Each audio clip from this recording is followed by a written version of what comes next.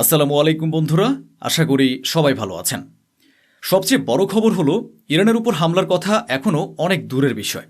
Iran আগেই বলে দিয়েছে তারা শত্রুর হামলার জন্য অপেক্ষা করবে না, অর্থাৎ পরিস্থিতি ও হুমকি দেখে প্রয়োজনে তারাই আগে হামলা করতে পারে। এ কথা ইরান স্পষ্টভাবে জানিয়েছে। এরপর এটা পরিষ্কার হয়ে গেছে যে ইরানের বিরুদ্ধে যে প্রোপাগান্ডা চালানো হচ্ছে তার কোনো প্রভাব ইরানের উপর পড়ছে না। ইরান ভেনেজুয়েলার মতো ভয় পাচ্ছে না, অন্য দেশগুলোর মতো হাঁটু গেড়ে বসবে না। আমি আপনাদের জন্য খুব বড় আপডেট দিচ্ছি। ইরান বলেছে তারা সব দিক থেকে প্রস্তুত।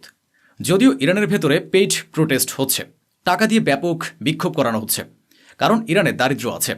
$10 মানুষ খুন করতেও রাজি হয়ে যায়, আর আমেরিকার কাছে অঢেল টাকা আছে, তাই এসব চলছে। এমন অবস্থায় আরেকটি বড় আপডেট হলো আমেরিকা ইরাকের কাছাকাছি ইরাক সীমান্তে ডেল্টা ফোর্স মোতায়েন করেছে। এই ডেল্টা ফোর্স কারা? ডেল্টা ফোর্স সেই বাহিনী যারা ভেনেজুয়েলায় ঢুকে 10 মিনিটের মধ্যে ভেনেজুয়েলার প্রেসিডেন্ট মাদুরো ও তার স্ত্রীকে অপহরণ করেছিল। এখন এমন পরিস্থিতিতে ইরাক সীমান্তের দিকে বিশেষ নজর দেওয়া হচ্ছে।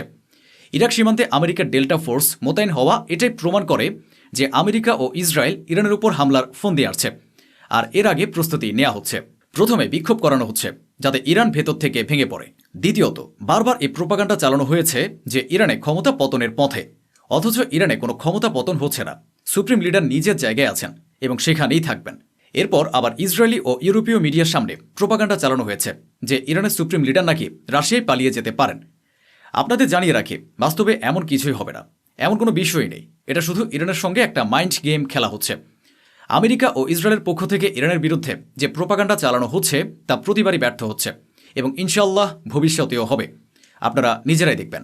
ইসরায়েল ও আমেরিকা যেভাবে সারা দুনিয়ায় ফিতনা ছড়াচ্ছে তা দেখে আমেরিকার লকহিড মার্টিন, যে কোম্পানি আগে বছরে 600টি ইন্টারসেপ্টর তৈরি করত, এখন তারা বছরে 2000টি ইন্টারসেপ্টর ক্ষেপণাস্ত্র তৈরি করবে। সুপ্রিয় মহোদয়, এখন এই রিপোর্টটি দেখুন। ইসরায়েলের ইন্টেলিজেন্স এই তথ্য দিয়েছে। গতকাল কি স্টেটমেন্ট ছিল আর আজকের স্টেটমেন্ট দেখুন, একেবারে আলাদা।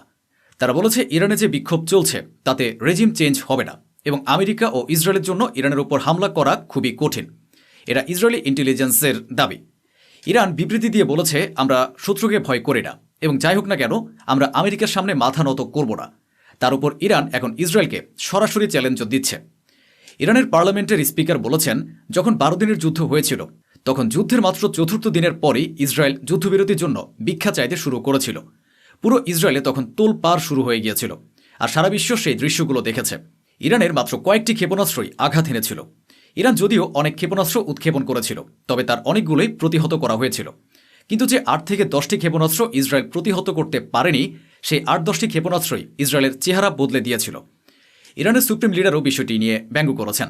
তার টুইটার এক্স অ্যাকাউন্ট থেকে তিনি লিখেছেন, এটাই সেই ইসরায়েল যে 12 দিনের যুদ্ধে কয়েক দিনের মধ্যেই ভিক্ষা করেছিল, অনুরোধ করেছিল যুদ্ধবিরতির জন্য, আর আজ তারা আমাদের সঙ্গে যুদ্ধ করতে প্রস্তুত বলে দাবি করছে, আমাদের বিরুদ্ধে বিষাক্ত প্রোপাগান্ডা চালাচ্ছে। কিন্তু আমরা ইরানিরা এদের সামনে কখনোই মাথা নত করব না। অন্যদিকে ট্রাম্প তার পুরনো একটি পোস্ট আবার শেয়ার করেছেন, যেখানে তিনি লিখেছেন, ইরানকে যদি গ্রেট বানাতে হয় তাহলে একমাত্র অপশন হলো রেজিম চেঞ্জ। অর্থাৎ তিনি সরাসরি সুপ্রিম লিডারের পেছনে পড়ে আছেন। ইরানের সরকার উৎখাত করার পেছনেই ট্রাম্প লেগে আছেন। এরপর কাতার মাঝখানে নেমে এসেছে এবং কাতার বলেছে যে তারা ইরান ও আমেরিকার মধ্যে আলোচনা করানোর চেষ্টা করছে। কাতার আরও বলেছে তারা আলোচনা করতে চায়, কিন্তু ডোনাল্ড ট্রাম্প ইরানের সঙ্গে কথা বলতে অস্বীকৃতি জানাচ্ছেন, কারণ ডোনাল্ড ট্রাম্পের পরিকল্পনা অন্য কিছু।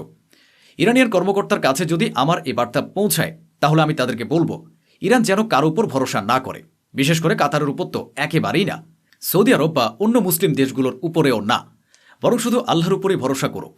আমেরিকা নয়, সৌদি নয়, দুবাই নয়, কাতার নয়, বাহরাইন নয়, কুয়েত নয়, কারোর উপরে যেন ইরান ভরসা না রাখে, কারণ কেউই ইরানের মঙ্গল চায় না। ইরানের প্রেসিডেন্ট স্পষ্ট করে বলেছেন, পরিস্থিতি আজ যে এতটা খারাপ হয়েছে তার দায়ভার আমি নিজে নিচ্ছি। আমাদের উপর এত বেশি নিষেধাজ্ঞা আরোপ করা হয়েছে যে আমাদের হাত পা বাঁধা।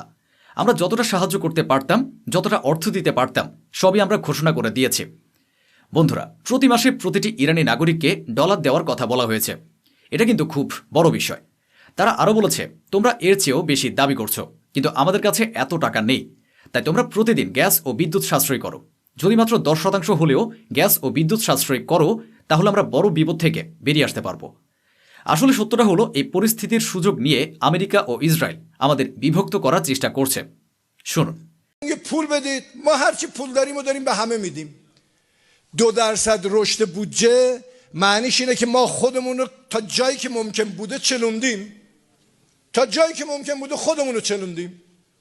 بعد میگه تو حقوق اضافه کن، مالیاتم نگیر. خیلی خب، من حقوق اضافه کنم، بگن از کجا این پولو بدم؟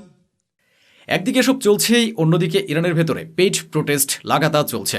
কোথাও আগুন লাগানো হচ্ছে, কোথাও খামেনির বিরুদ্ধে স্লোগান দেওয়া হচ্ছে, কোথাও গুলির শব্দ শোনা যাচ্ছে। ইরানে কি হচ্ছে না, পুরো পরিস্থিতি দাঙ্গার মতো। দেখুন।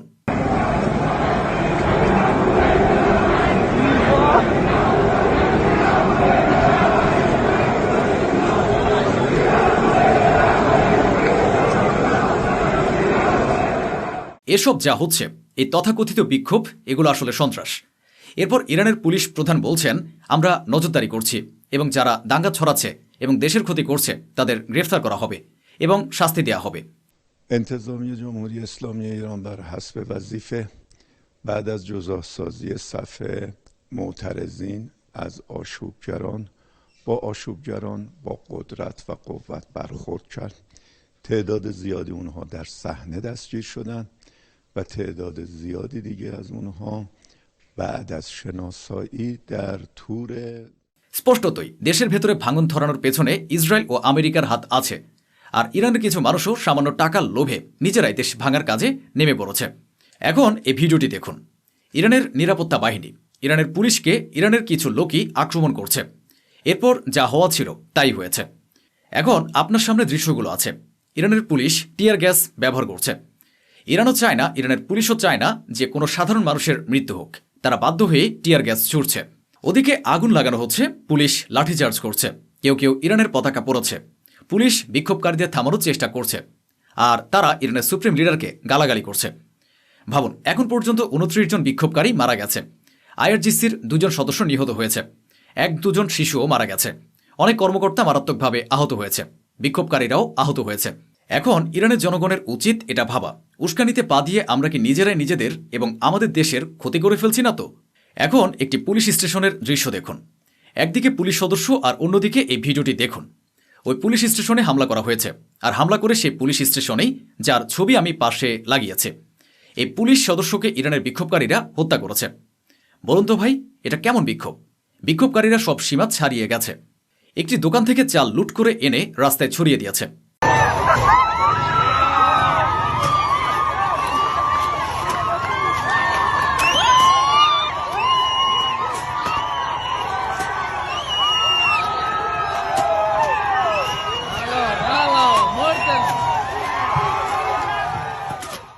আপনারা ভালো করে জানেন এইসব বিক্ষোভ টাকার বিনিময়ে হচ্ছে এবং বড় পরিসরে মোসাদ নিজেই এই বিক্ষোভকারীদের মধ্যে উপস্থিত আছে। এখন ইরানি মেয়েদের মুখ ঢেকে পোস্টার হাতে ধরিয়ে দেওয়া হয়েছে, সেখানে লেখা হয়েছে, ডোনাল্ড ট্রাম্প আমাদের মরতে দেবেন না, আমাদের সাহায্য করুন।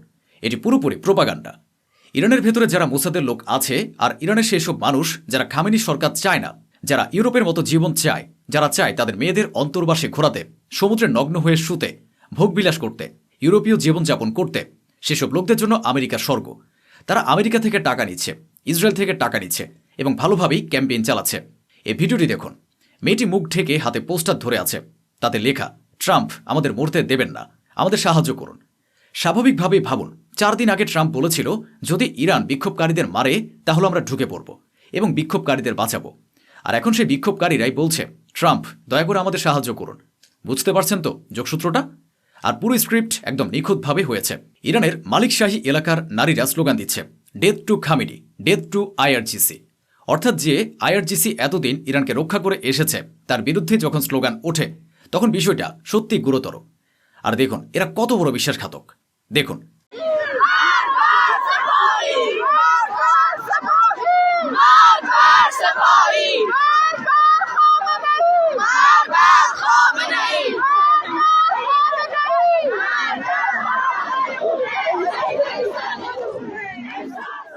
বারবার উস্কানি, বারবার উস্কানি, বারবার সৈনিক। না, স্বপ্ন নয়, এটা প্রোপাগান্ডা। আমেরিকা ইরানের ভেতরে এই প্রোপাগান্ডা চালাচ্ছে।